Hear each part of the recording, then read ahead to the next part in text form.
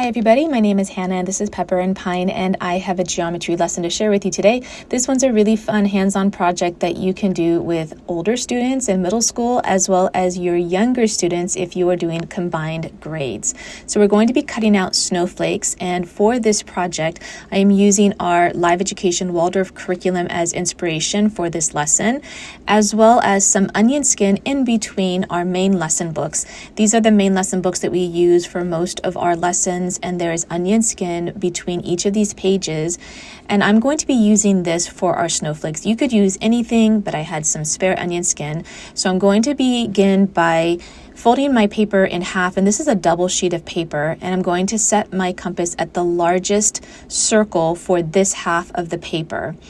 Then you want to do your sixth division of a circle, and I have some other tutorials on how to do this.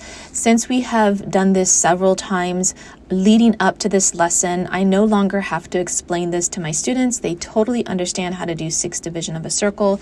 And now I'm going to carefully cut this circle out, which is actually 4 circles, which is good because I do one completely wrong, and you can see that mess up at the very end of this video. So you can still see the parts that you did the sixth division of a circle, and so we're going to connect 2 on the opposite side to fold our circle in half, and then we're going to fold it into thirds. And you don't need the sixth division of a circle necessarily. You can eyeball this, but I wanted to include this since this is part of our geometry lesson. But moving forward, once we knew how to do this with sixth division of a circle, then the ones that we made following this, we eyeballed it rather than doing our sixth division. Since we're using onion skin, I am folding all 4 sheets of paper at once, but it is easier to fold them individually if you're using regular weight paper. Once I have the basic folds down, I'm removing all of those individual sheets of paper. I'm refolding it, and then the final thing you have to do is fold it in half one last time. And then when you're cutting, you want to make sure that you're cutting on the unfolded part, the part that's going to open up, and that ensures that you're going to be able to make your 6-fold symmetry design. So it's easier to use very sharp, small scissors, but you can use larger scissors. You just want to have a little bit of creative fun as you're making these. A lot of sharp angles are great because that's going to mimic a snowflake a little bit better. You don't want to add a lot of curvature for these. And then I tried to do either triangles or hexagon shapes to mimic what I think an actual snowflake would look like.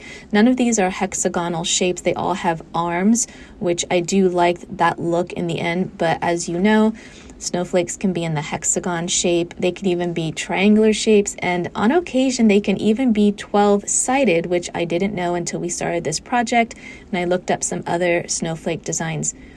This is also a great project to do with different colored tissue paper. You can hang them in your window, especially if you have young children. This is a great family activity for your geometry main lesson block, especially if you have younger children. Your older children can do all of the math, and then the younger children can help with cutting them all out. So here is the first one that I did that ended up being a mistake because I was cutting the design from both sides, which ended up giving me 12 arms rather than 6 arms. I think it looks kind of cool in the end, but that was not the design that I was going for. And with these lessons, I am doing at least one sample before we do the lesson so that my daughter has something to follow along with, and I have a chance to work out any of the problems with the lesson before we present it. So I think the design is really neat, but as I open it up, I'm quickly realizing that something is not quite right. It is a really neat look in the end, but I ended up tossing it before I realized that there are some 12-sided snowflakes.